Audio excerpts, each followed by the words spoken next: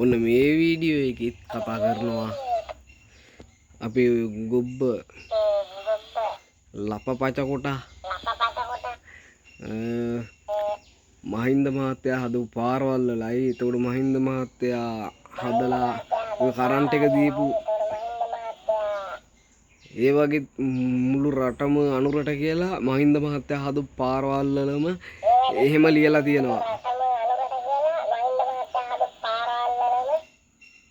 ලියලා තියෙනවා.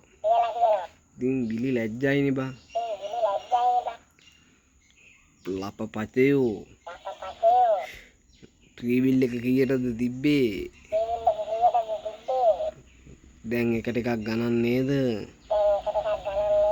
දැන් සැපද? ආසයිද?